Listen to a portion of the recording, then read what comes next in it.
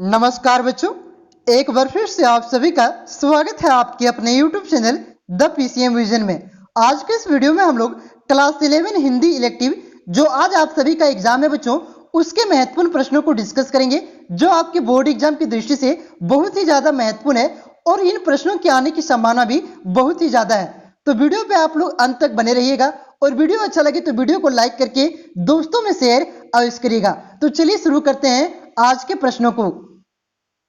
देखिए बच्चों, पहला प्रश्न है, दोपहर का भोजन पाठ में खाने में किसकी तरकारी बनी रहती थी? तो इसका राइट आंसर हो जाएगा चना की तरकारी बनी थी, चना की सब्जी बनी थी। ऑप्शन नंबर डी इसका करेक्ट आंसर होगा।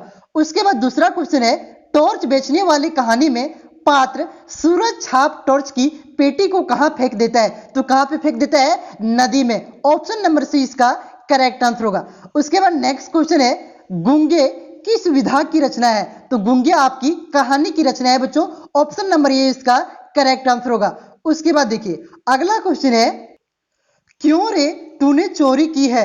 यह प्रश्न गूंगे से कौन करता है? यह प्रश्न गूंगे से कौन पूछता है? तो चमेली पूछता है। ठीक है, तो ऑप्शन नंबर बी इसका करेक्ट आंसर होगा।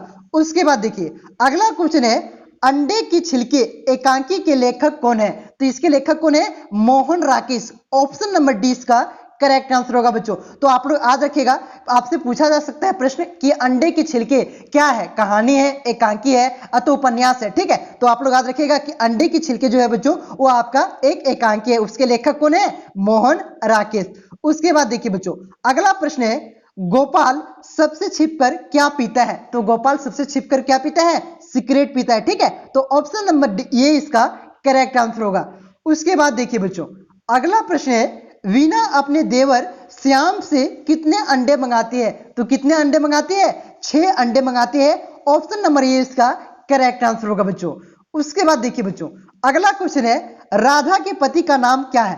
तो राधा के पति का नाम क्या है? माधव है। ठीक है, ऑप्शन नंबर 20 का करेक्ट आंसर होगा। सिर्फ आप लोग ध्यान से सुनते चलिए बच्चों, रटने का प्रयास मत कीजिएगा, ध्यान से सुनने से ही आपको याद हो जाएगा। ठीक है, उसके बाद देखिए अगला क्वेश्चन है, भर दोपहर में वह अंधेरे के डर से कांपने लगते थे, आदमी को डराना कितना आसान है, यह पंक्ति किस पाठ से है? तो यह जो पंक्ति है बच्चों जो यहाँ पे लिखा गया है, तो यह पंक्ति किस पाठ से है? तो इसका राइट आंसर आएगा टॉर्च बेचने वाला से। किससे है? टॉर्च बेचने वाले पाठ से यह पंक्ति लिया गया है। ऑप्शन नंबर 20 का करेक्ट आंसर होगा।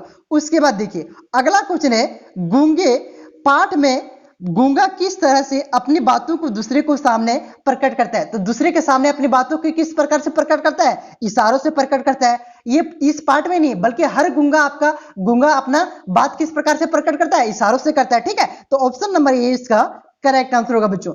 उसके बाद देखिए अगला क्वेश्चन है, हमीद के पिता की मृत्यु किस बीमारी से हुई थी? तो इसका राइट आंसर होगा हैजा। हैजा ने हमीद के पिता को ले लिया था। ठीक है, ऑप्शन नंबर ए इसका करेक्ट आंसर होगा, हैजा से इसकी मृत्यु हुई थी। उसके बाद देखिए अगला क्वेश्चन है बच्चों, निम्न में से कौन हमीद के साथ ईद का मेला देखने नहीं गया था? तो मुर्तजा आपका ईद का मेला देखने नहीं गया था बच्चों। ऑप्शन नंबर डी इसका करेक्ट आंसर होगा। उसके बाद देखिए अगला क्वेश्चन है, मुंशी चंद्रिका प्रसाद ने कसम रखने के लिए क्या मांगा? तो क्या मांगा था बच्चों? ये मांगा था आपका गुड़। ठीक है, ऑप्शन नंबर सी इसका करेक्ट आंसर होगा।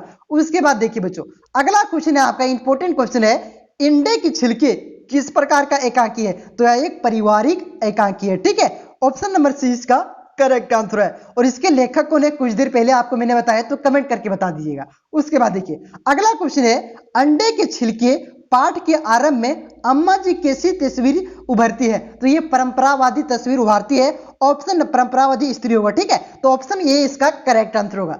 उसके बाद देखिए बच्चों अगला क्वेश्चन है आपका, वीना कौन सी पुस्तक पढ़ती है? तो वीना कौन सी पुस्तक पढ़ती है? सन्स एंड लवर्स पुस्तक पढ़ती है। ऑप्शन नंबर 1 इसका करेक्ट आंसर होगा।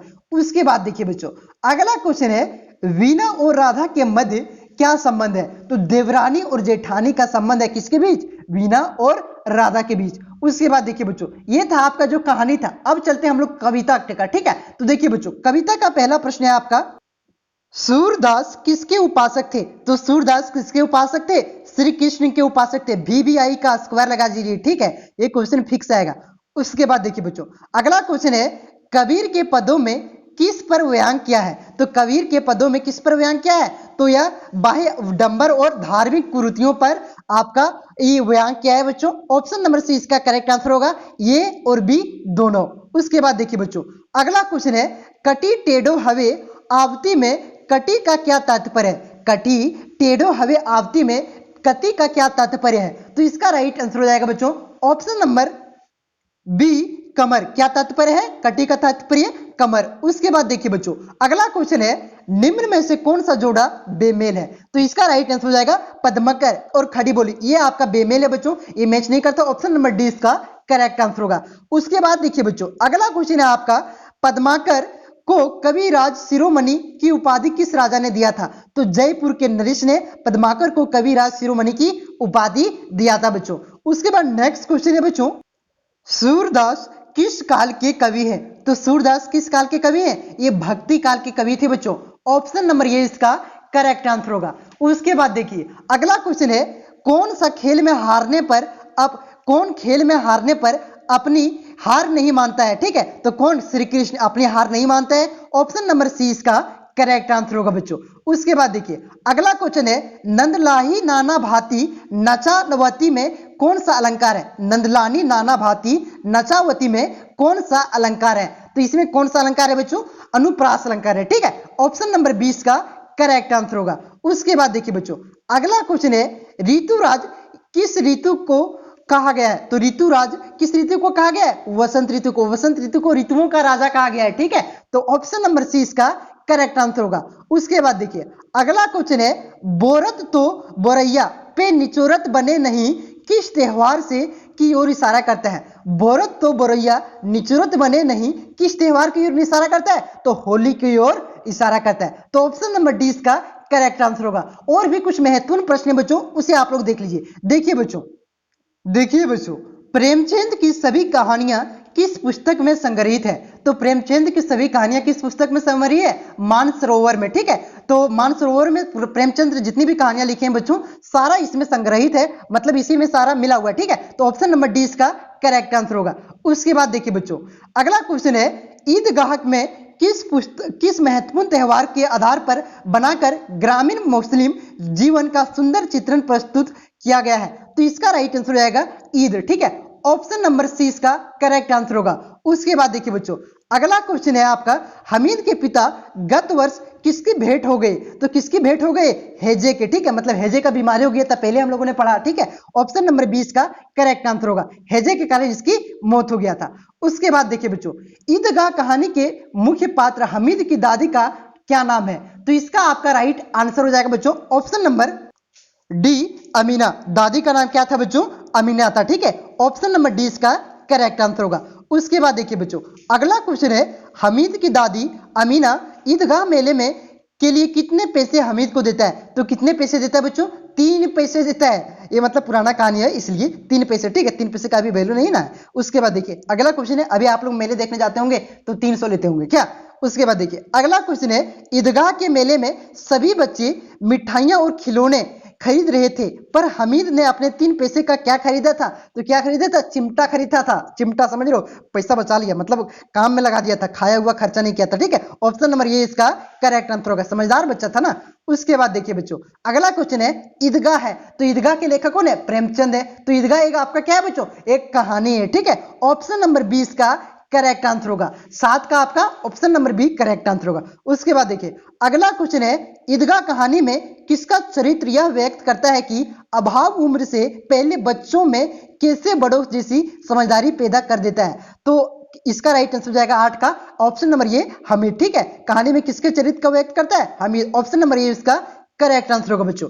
उसके बाद देखिए, अगला क्वेश्चन है, माँ बाप मर जाने के कारण हमीद की परवरिश कौन करता है? तो हमीद की परवरिश उसके दादी करता है बच्चों। ऑप्शन नंबर सी इसका करेक्ट आंसर होगा। 3 पैसा देता है मेला देखने के लिए। ठीक है, उसके बाद देखिए, अगला क्वेश्चन है, ईदगाह कहानी के पात्र हमीद के पिता का नाम क्या था? तो हमीद के पिता का नाम क्या था? अबीब था। ठीक है, अबीब था। ठीक है, ऑप्शन नंबर ए इसका करेक्ट आंसर होगा। उसके बाद देखिए बच्चों, अगला क्वेश्चन है, जितरात को रुपये की क्या कमी जिस खजाने में चाहे चले जाए? ईदगाह कहानी में यह वाक्य किसने कहा? जितरात को रुपए की क्या कमी जिस खजाने में में चाहे चले जाए। तो यह जो कथन है बच्चों, ये कहा है, तो ये वाक्य है, तो ये किसने कहा है? ठीक है, तो ये किसने कहा है? ये आपका मोहसिन ने कहा है। ठीक है, ऑप्शन नंबर 20 का करेक्ट आंसर होगा। उसके बाद देखिए बच्चों, अगला क्वेश्चन है, बचपन में बड़ों जैसी समझदारियां हबीब में किस कारण से पैदा हो गई थी? तो किस कारण से पैदा हो गई थी? अभाव में, माँ पिता नहीं था बच्चों, इस कारण से, मतलब माँ पिता नहीं था, दादी इसको पालती थी, तो पैसा का कमी हुआ था, इस वजह से उसको बड़ी जैसी उसकी जो समझदारियां था। देखिए सारा बच्चा क्या खिलौना खरीदते हैं, लेकिन वो चिमटा खरीदा था। ठीक है, तो ऑप्शन नंबर 20 का करेक्ट आंसर हो जाएगा। सारा खिलौना खरीदेंगे मेला में, लेकिन वो चिमटा खरीदते। उसके बाद देखिए बच्चों, अगला चैप्टर आपका है दोपहर का भोजन। ठीक है, उससे यह चैप्टर को किसने लिखा है? अमरकांत ने लिखा है। तो यहां से महत्वपूर्ण प्रश्नों को मैं अभी आपको करवा रहा हूं। देखिए बच्चों, इसका पहला क्वेश्चन है, दोपहर का भोजन साहित्य की किस विधा की रचना है? तो इसका राइट आंसर हो जाएगा कहानी। ऑप्शन नंबर सी इसका करेक्ट आंसर होगा बच्चों। दोपहर का भोजन साहित्य किस विधा की रचना है? कहानी का। ठीक है, उसके बाद देखिए अगला क्वेश्चन है बच्चों आपका, दोपहर का भोजन कहानी में कौन सा पात्र गरीबी के एहसास से मुखर नहीं होने देता है और उसकी आस में अपने परिवार को बचाए रखता है? तो इसका राइट आंसर हो जाएगा सिद्धेश्वरी। ऑप्शन नंबर ये इसका करेक्ट आंसर होगा बच्चों। उसके बाद देखिए अगला क्वेश्चन है, सिद्धेश्वरी का मंझला लड़का मोहन किसका प्राइवेट इम्तिहान देने के लिए तैयारी करता है? तो ये किसका बच्चों? ऑप्शन नंबर इसका करेक्ट आंसर हो जाएगा हाई स्कूल का। ठीक है, प्राइवेट इम्तिहान मतलब हो जाता है देने की तैयारी करता है, परीक्षा देने का। ठीक है, परीक्षा, हाई स्कूल की परीक्षा देने का तैयारी करता है। उसके बाद देखिए अगला क्वेश्चन है, दोपहर का भोजन कहानी की मुख्य पात्र सिद्धेश्वरी के छोटे लड़के का नाम क्या है? तो क्या नाम है? प्रमोद। ऑप्शन नंबर डी इसका करेक्ट आंसर होगा। उसके बाद देखिए बच्चों अगला क्वेश्चन है, सिद्धेश्वरी हाय राम कहकर जमीन पर क्यों लेट गई? तो इसका राइट आंसर हो जाएगा बच्चों ऑप्शन नंबर सी, खाली पेट पानी कलेजे में लगने के कारण। ठीक है, ऑप्शन नंबर सी इसका करेक्ट आंसर होगा। उसके बाद देखिए बच्चों, घर में मक्खियों का भिनता पंक्ति के से घर में कैसी अवस्था का संकेत मिलता है? तो ये क्वेश्चन आपका पूछा जा चुका है, भी आई है, आने की संभावना बहुत ही ज्यादा है बच्चों। ठीक है, तो इसका आपका राइट आंसर हो जाएगा दरिद्रता का। ठीक है, मक्खी भनकता मतलब दरिद्रता का। ऑप्शन नंबर 20 का करेक्ट आंसर होगा। उसके बाद देखिए अगला क्वेश्चन है, दोपहर का भोजन के लेखक कौन है? तो ये कौन है? शुरू में आपको बताएं अमरकांत है। ठीक है, तो ऑप्शन नंबर ये इसका करेक्ट आंसर होगा बच्चों।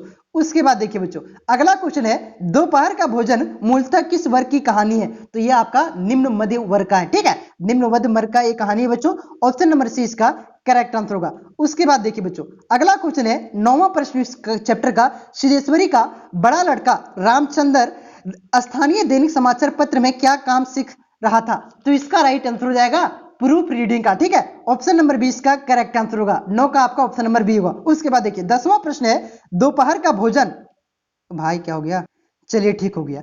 दोपहर का भोजन कहानी के मुख्य पात्र सिद्धेश्वरी की पिता का नाम क्या है? तो इसके पिता का नाम क्या है? मुंशी चंद्रिका प्रसाद। ठीक है, तो ऑप्शन नंबर 20 का करेक्ट आंसर होगा। उसके बाद देखिए बच्चों अगला क्वेश्चन है आपका, मालूम होता है अब बारिश नहीं होगी, यह बात मुंशी जी से किसने कहा? तो यह बात मुंशी जी को कह रहा है, लेकिन किसने कहा यह बात? तो यह बात आपका सिद्धेश्वरी ने कहा है। ठीक है, ऑप्शन नंबर सी इसका करेक्ट आंसर। उसके बाद देखिए बच्चों अगला क्वेश्चन है, विभाग में कलर की से किनकी छटनी हुई? तो किनकी छटनी होती है? मुंशी चंद्रिका प्रसाद की छटनी होती है। ऑप्शन नंबर ये इसका करेक्ट आंसर होगा। तो यहाँ पे मैंने हिंदी इलेक्टिव के महत्वपूर्ण किताब के जो प्रश्न थे बच्चों, उसको मैंने आपको करवाया। ये सारे प्रश्न अगर आपको याद नहीं हुए हैं, थोड़ा दिमाग इधर उधर घुमाए, तो एक बार और वीडियो को देखिए। ठीक है, वो अगर आपके पास टाइम है तो, नहीं तो एक बार छोड़ दीजिए, जाइए परीक्षा पे। ठीक है, तो मिलते हैं नेक्स्ट वीडियो में। इसके बाद क्या करेंगे बच्चों, हिंदी इलेक्टिव का आंसर क्या आपको मिल जाएगा। सबसे पहले अगर आप क्वेश्चन भेजना चाहते हैं तो भेज दीजिएगा, टेलीग्राम का लिंक डिस्क्रिप्शन में दिया हुआ है, वहां पे ग्रुप में आप क्वेश्चन को भेज सकते हैं। ठीक है, और आप चैनल पे नए हैं तो चैनल को सब्सक्राइब कर लीजिए, क्योंकि इस चैनल के बाद हम लोग क्या करेंगे, अगर आप क्लास 12 आर्ट्स के बच्चे हैं, ठीक है, तो आप क्या करेंगे, हम लोग शुरू से ही हम लोग क्लास 12 आर्ट्स की तैयारी यहाँ पे आपको फ्री में चैप्टर वाइज जो भी सब्जेक्ट है आपका, हिस्ट्री, इकोनॉमिक्स, सभी चैप्टर का 12 का तैयारी करवाए हुए देख सकते हैं। भर भर के भी लड़के ने उसको देखा है वीडियो को। ठीक है, तो उसी प्रकार से शुरू से तैयारी करवाएंगे। तो चैनल में नए हैं तो चैनल को सब्सक्राइब कर लेंगे। वीडियो अच्छा लगा तो वीडियो को लाइक करके एक बार प्लीज रिक्वेस्ट है दोस्तों में शेयर भी करेंगे। ठीक है, तो मिलते हैं नेक्स्ट वीडियो में।